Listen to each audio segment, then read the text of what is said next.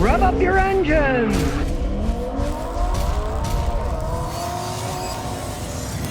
All right, we have a little bit to learn today. We got a 2017 Ford Escape. It's got like 75,000 miles on it. Never needed anything to be done except he just changed the battery recently when it got down to 9 degrees here in Tennessee. He wants to see what does he need to do to it, how it's held up. We'll check everything, brakes, but the check engine light's on too, so we'll check that. Now, to take an overall look, 75,000 miles. The only thing he's done is change the battery and the oil and filter. You can see it's a nice looking vehicle, and it's the titanium EcoBoost. Now, if you notice, he's got a trailer hitch. He's got a little trailer with a cart, and he might carry lawnmower equipment and stuff. He could carry more if he wanted, but realize that this is a 4-cylinder engine. As we open the hood, it's an EcoBoost inline 4. It's got turbocharger, it's got gasoline direct injection, but don't be fooled. A lot of people think, oh, well, I'll get a little bitty 4-cylinder EcoBoost engine, and I'll get phenomenal gas mileage. You won't in this vehicle because, one, a smaller SUV, none of them get great gas mileage. Even though it's a 4-cylinder engine with a turbocharger and EcoBoost, he gets between 20 and 25 miles a gallon. You know, not phenomenal these days. Don't think, oh, it's going to get great gas mileage because it's a little Ford. No, it's not aerodynamic. So you can pull a reasonable amount of weight. He doesn't pull, can't even come close to pulling what your maximum could, but do not expect to get phenomenal gas mileage. They don't.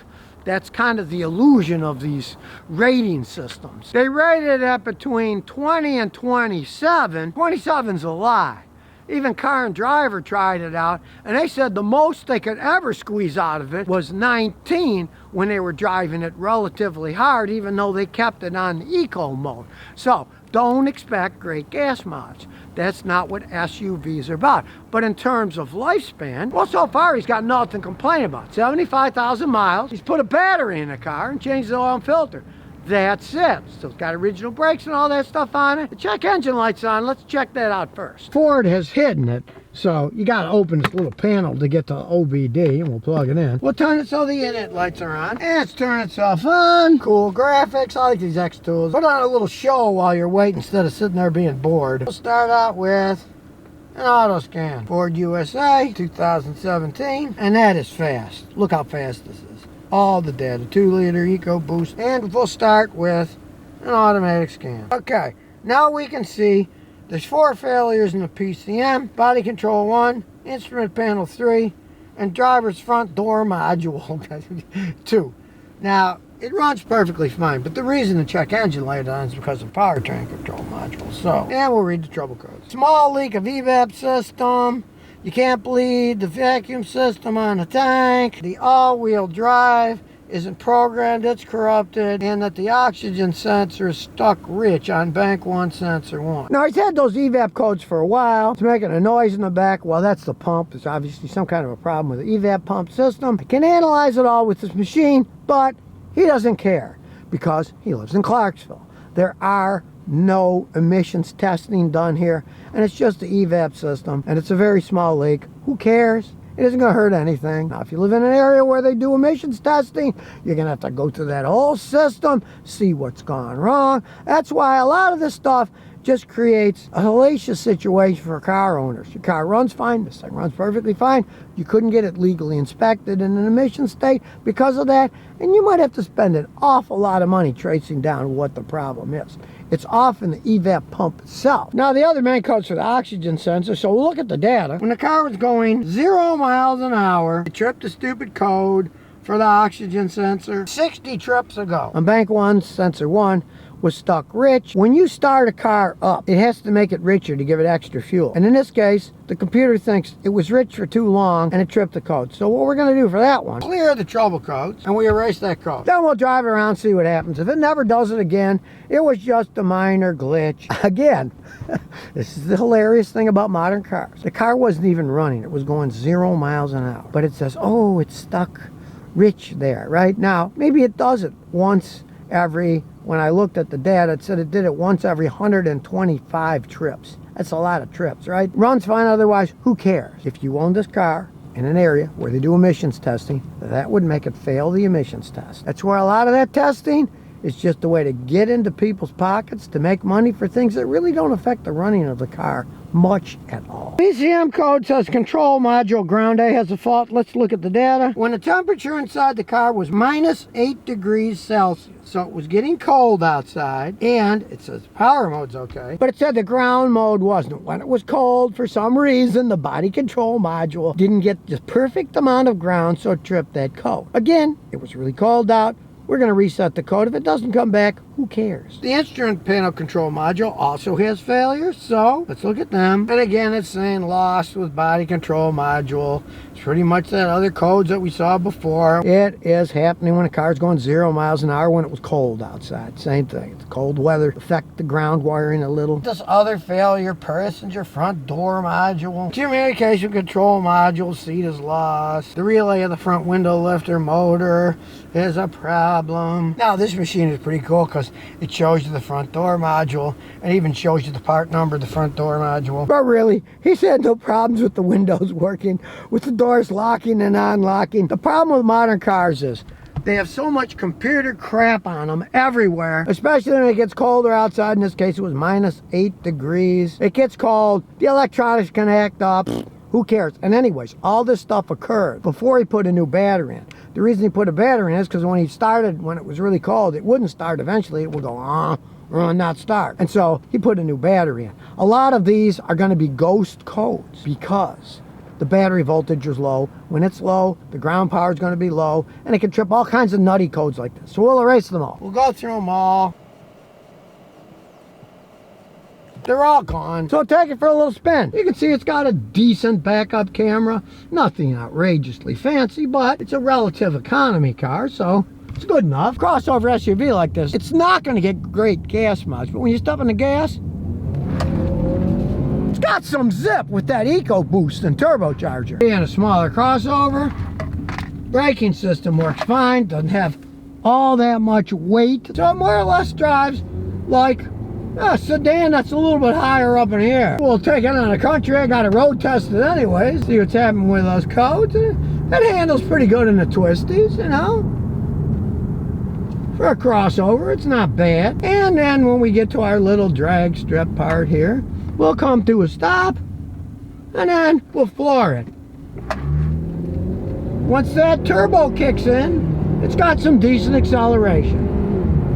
Not outrageously fast, but it certainly can pass cars on the road. And aside from having to buy one battery and those nibbling, nutty computer codes, he didn't even know about the nibbling codes. The only thing he knew about was he keeps tripping the code for evap, and that's the pump system back then. Like I say, you could spend an awful lot of money fixing that. If you live in an area where they don't do emissions testing, most guys don't care. They just leave it alone. You're not going to spend that kind of money. You're fixing some stupid little pump that isn't operating correctly. And when you're just rolling along and step on the gas, it's got some good pull.